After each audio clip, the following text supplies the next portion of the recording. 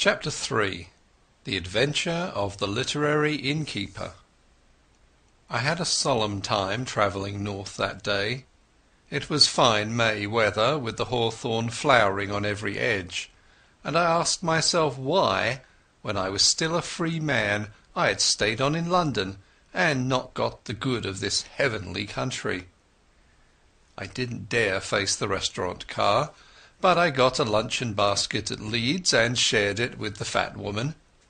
Also I got the morning's papers, with news about starters for the Derby and the beginning of the cricket season, and some paragraphs about how Balkan affairs were settling down and a British squadron was going to Kiel. When I had done with them I got out Scudder's little black pocket-book and studied it. It was pretty well filled with jottings, chiefly figures, though now and then a name was printed in. For example, I found the word Hofgaard, Luneville, and avocado pretty often, and especially the word Pavia. Now, I was certain that Scudder never did anything without a reason, and I was pretty sure that there was a cipher in all this. That is a subject which has always interested me, and I did a bit of it myself once as intelligence officer at Delagoa Bay during the Boer War. I have a head for things like chess and puzzles, and I used to reckon myself pretty good at finding out ciphers. This one looked like the numerical kind, where sets of figures corresponded to the letters of the alphabet, but any fairly shrewd man can find the clue to that sort after an hour or two's work, and I didn't think Scudder would have been content with anything so easy. So I fastened on the printed words, for you can make a pretty good numerical cipher if you have a keyword which gives you the sequence of the letters. I tried for hours, but none of the words answered. Then I fell asleep and woke at Dumfries just in time to bundle out and get into the slow Galloway train. There was a man on the platform whose looks I didn't like, but he never glanced at me, and when I caught sight of myself in the mirror of an automatic machine I didn't wonder.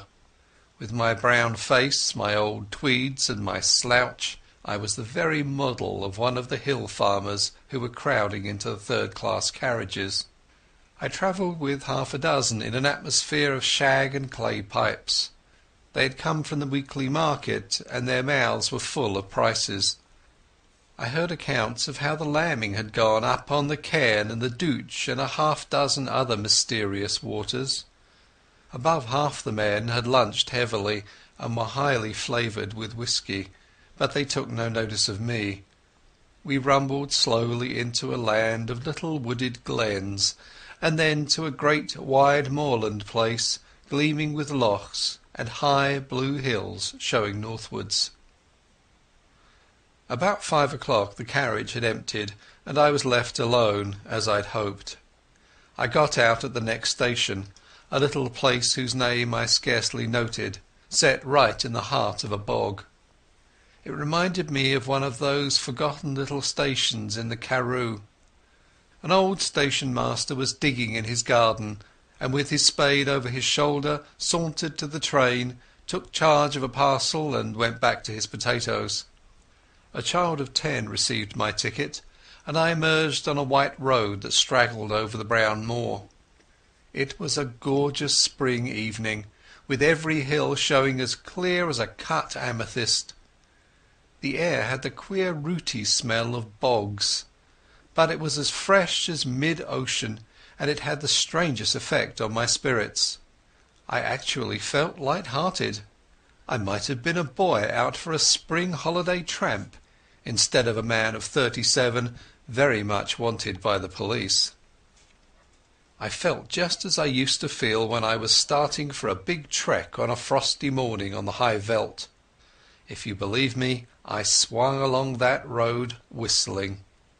There was no plan of campaign in my head, only just to go on and on in this blessed, honest-smelling hill country, for every mile put me in better humour with myself.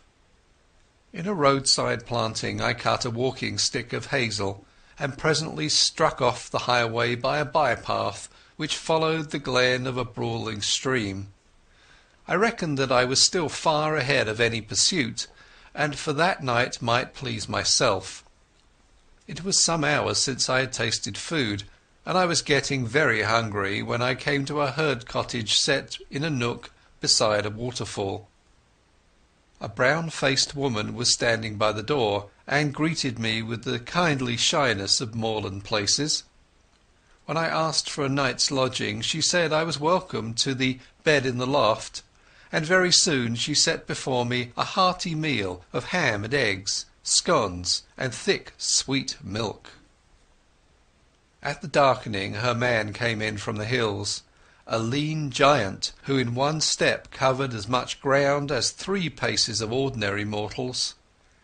They asked no questions, for they had the perfect breeding of all dwellers in the wilds, but I could see that they set me down as some kind of dealer, and I took some trouble to confirm their view. I spoke a lot about cattle, of which my host knew little, and I picked up from him a good deal about the local Galloway markets, which I tucked away in my memory for future use. At 10 I was nodding in my chair, and the bed in the loft received a weary man who never opened his eyes till 5 o'clock set the little homestead going once more. They refused any payment, and by 6 I had breakfasted and was striding southwards again. My notion was to return to the railway line a station or 2 further on than the place where I had alighted yesterday, and to double back. I reckon that was the safest way, for the police would naturally assume that I was always making further from London in the direction of some western port. I thought I had still a good bit of a start, for, as I reasoned, it would take some hours to fix the blame on me, and several more to identify the fellow who got on board the train at St Pancras. It was the same jolly clear spring weather, and I simply could not contrive to feel careworn. Indeed, I was in better spirits than I had been for months.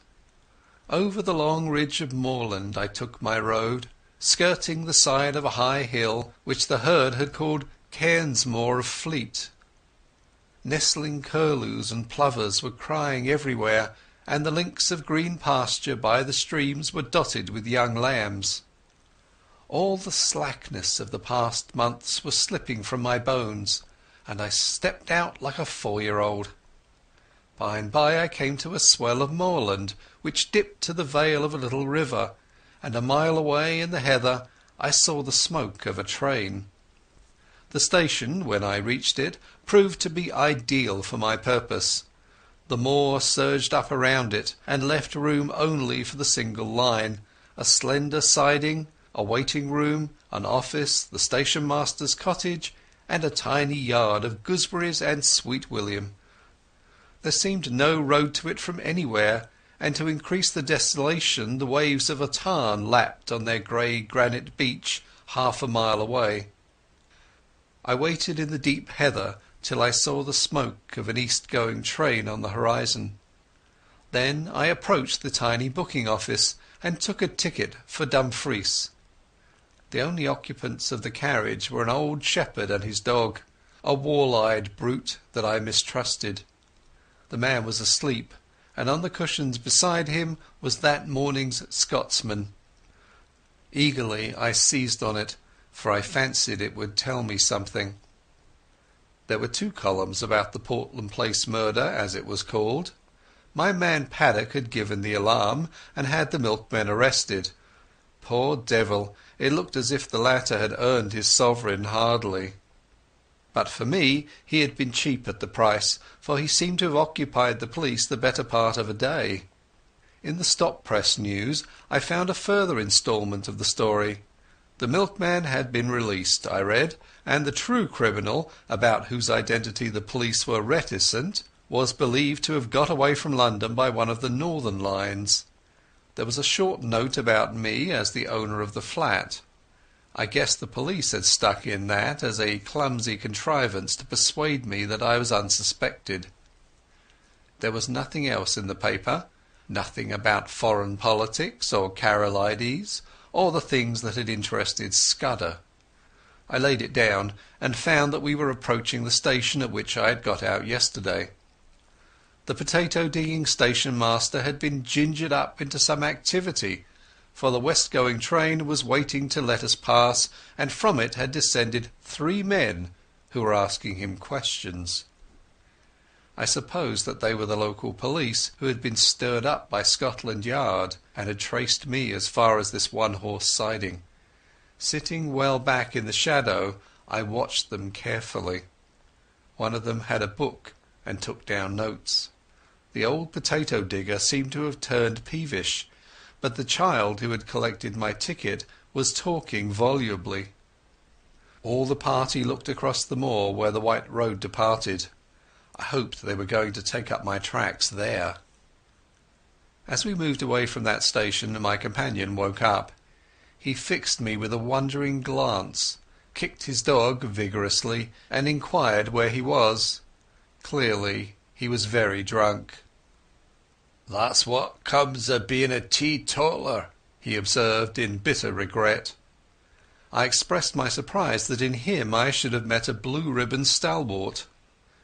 "Ay, but I'm a strong teetotaler," he said pugnaciously. "I took the pledge last Martinmas, and I havena touched a drop of whisky since, not even at Hogmanay, though I was sair tempted."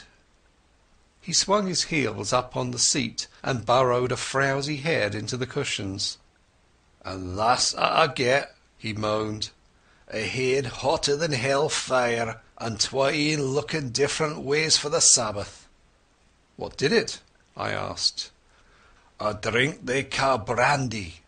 Being a teetotaler, I kept off the whisky, but I was nipping a day yesterday in at this brandy, and I doubt I'll no be well for a fortnicht."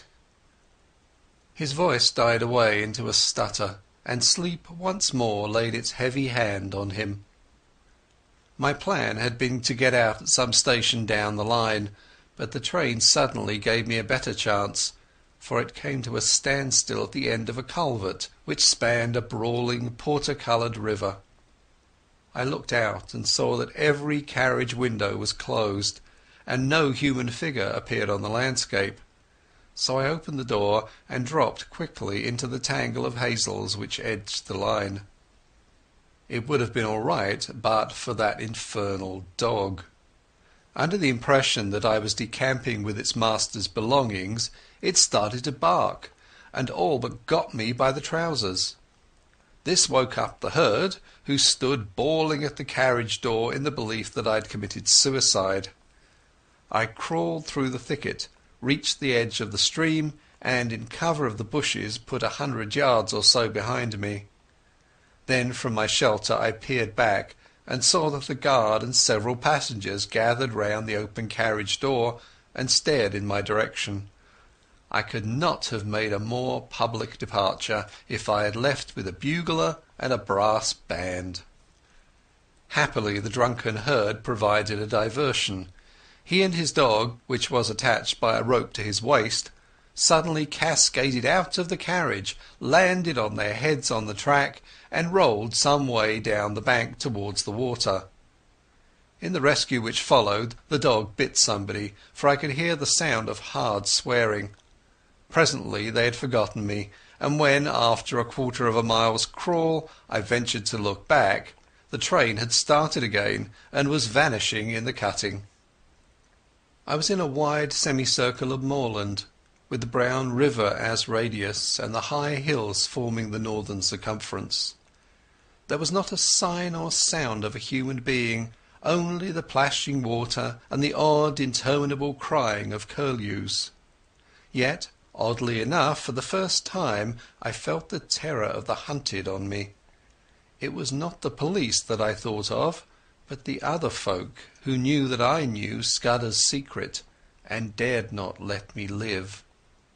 I was certain that they would pursue me with a keenness and vigilance unknown to the British law, and that once their grip closed on me I should find no mercy. I looked back, and there was nothing in the landscape. The sun glinted on the metals of the line and the wet stones in the stream, and you could not have found a more peaceful sight in the world. Nevertheless, I started to run. Crouching low in the runnels of the bog, I ran till the sweat blinded my eyes. The mood did not leave me till I had reached the rim of mountain and flung myself panting on a ridge high above the young waters of the brown river.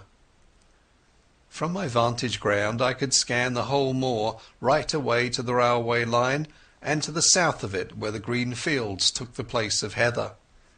I have eyes like a hawk, but I could see nothing moving in the whole countryside. Then I looked east, beyond the ridge, and saw a new kind of landscape, shallow green valleys with plentiful fir plantations, and the faint lines of dust which spoke of high roads. Last of all I looked into the blue May sky, and there I saw that which set my pulses racing. Low down in the south a monoplane was climbing into the heavens. I was certain as if I had been told that that aeroplane was looking for me and that it did not belong to the police. For an hour or two I watched it from a pit of heather. It flew low along the hilltops and then in narrow circles back over the valley up which I had come. Then it seemed to change its mind, rose to a great height and flew away back to the south.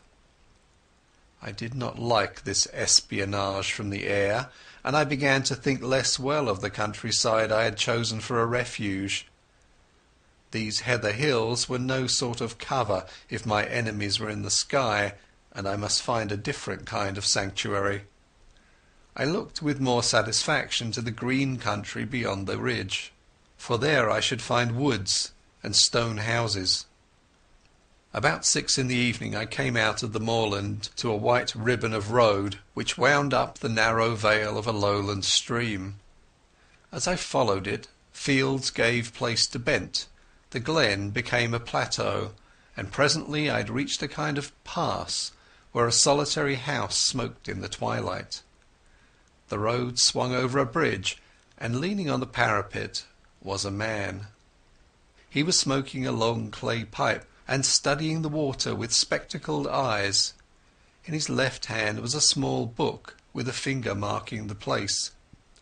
Slowly he repeated, "As when a griffin through the wilderness, with winged step o'er hill and moory dale, pursues the Arimaspian." He jumped round as my step rung on the keystone, and I saw a pleasant, sunburnt, boyish face. "Good evening to you," he said gravely. "It's a fine night for the road." The smell of wood smoke and of some savoury roast floated to me from the house. "Is that place an inn?" I asked. "At your service," he said politely. "I am the landlord, sir, and I hope you will stay the night, for to tell you the truth, I have had no company for a week." I pulled myself up on the parapet of the bridge and filled my pipe. I began to detect an ally. "You're young to be an innkeeper," I said. "My father died a year ago and left me the business. I lived there with my grandmother.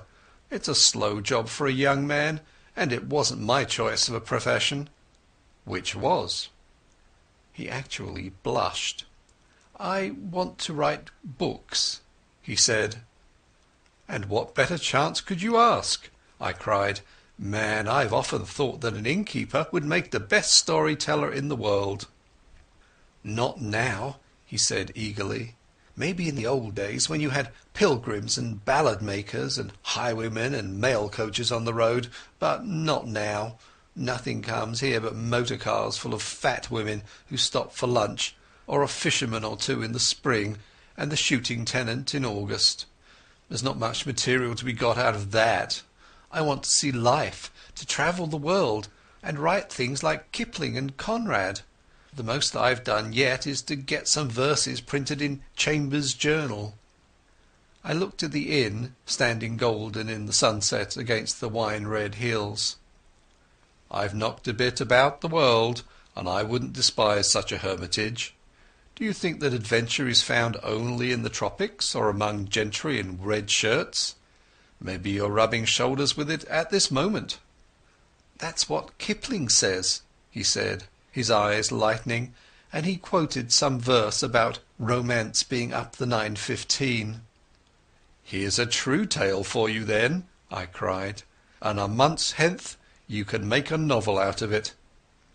Sitting on the bridge in the soft May gloaming, I pitched him a lovely yarn.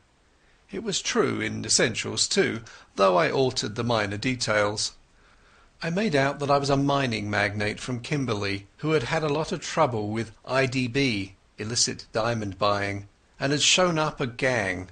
They had pursued me across the ocean and had killed my best friend and were now on my tracks. I told the story well, though I say it who shouldn't. I pictured a flight across the Kalahari to German Africa, the crackling, parching days, the wonderful blue velvet nights. I described an attack on my life on the voyage home, and I made a really horrid affair of the Portland Place murder. "You're looking for adventure?" I cried. "Well, you've found it here. The devils are after me, and the police are after them. It's a race that I mean to win." "By God," he whispered, drawing his breath in sharply, "it is all pure Rider Haggard and Conan Doyle." "You believe me," I said gratefully. "Of course I do," and he held out his hand. "I believe everything out of the common. The only thing to distrust is the normal." He was very young, but he was the man for my money. "I think they're off my track for the moment, but I must lie close for a couple of days. Can you take me in?" He caught my elbow in his eagerness and drew me toward the house. "You can lie as snug here as if you were in a moss hole. I'll see that nobody blabs either. And you'll give me some more material about your adventures?" As I entered the inn porch I heard from far off the beat of an engine. There, silhouetted against the dusky west, was my friend, the monoplane. He gave me a room at the back of the house with a fine outlook over the plateau, and made me free of his own study, which was stacked with cheap editions of his favourite authors. I never saw the grandmother, so I guessed she was bedridden. An old woman named Margit brought me my meals, and the innkeeper was around me at all hours. I wanted some time to myself, so I invented a job for him. He had a motor bicycle, and I set him off next morning for the daily paper, which usually arrived with the post in the late afternoon. I told him to keep his eyes skinned, and to make note of any strange figures he saw, keeping a special sharp lookout for motors and aeroplanes. Then I sat down in real earnest to Scudder's notebook. He came back at midday with the Scotsman. There was nothing in it except some further evidence of Paddock and the milkman, and a repetition of yesterday's statement that the murderer had gone north. But there was a long article, reprinted from the Times, about Karolides and the state of affairs in the Balkans, though there was no mention of any visit to England. I got rid of the innkeeper for the afternoon, for I was getting very warm in my search for the cipher. As I told you, it was a numerical cipher, and by an elaborate system of experiments I had pretty well discovered what were the nulls and stops. The trouble was the key word, and when I thought of the odd million words he might have used, I felt pretty hopeless. But about 3 o'clock I had a sudden inspiration. The name Julia Czechenyi flashed across my memory. Scudder had said it was the key to the Karolides business, and it occurred to me to try it on his cipher. It worked. The 5 letters of Julia gave me the position of the vowels. A was J, the 10th letter of the alphabet, and so repeated by X in the cipher. E was U, XXI, and so on. Czechenyi gave me the numerals for the principal consonants. I scribbled that scheme on a bit of paper and sat down to read Scudder's pages. In half an hour I was reading with a whitish face and fingers that drummed on the table. I glanced out of the window and saw a big touring car coming up the glen towards the inn. It drew up at the door, and there was the sound of people alighting. There seemed to be two of them, men in aquascutums and tweed caps. 10 minutes later the innkeeper slipped into the room, his eyes bright with excitement. "There's two chaps below looking for you," he whispered. "They're in the dining room having whiskies and sodas.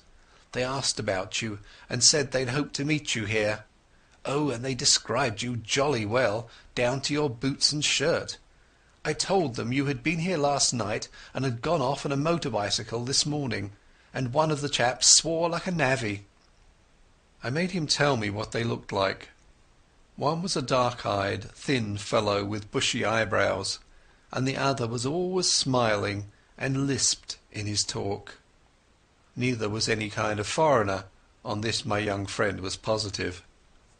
I took a bit of paper and wrote these words in German as if they were part of a letter. Blackstone. Scudder had got on to this, but he could not act for a fortnight. I doubt if I can do any good now, especially as Karolides is uncertain about his plans, but if Mr. T advises, I will do the best I manufactured it rather neatly, so that it looked like a loose page of a private letter.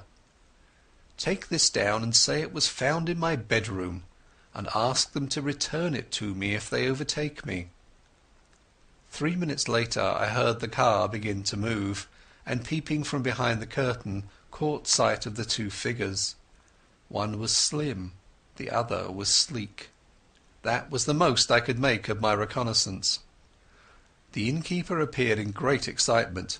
"Your paper woke them up," he said gleefully. "That dark fellow went as white as death and cursed like blazes, and the fat one whistled and looked ugly.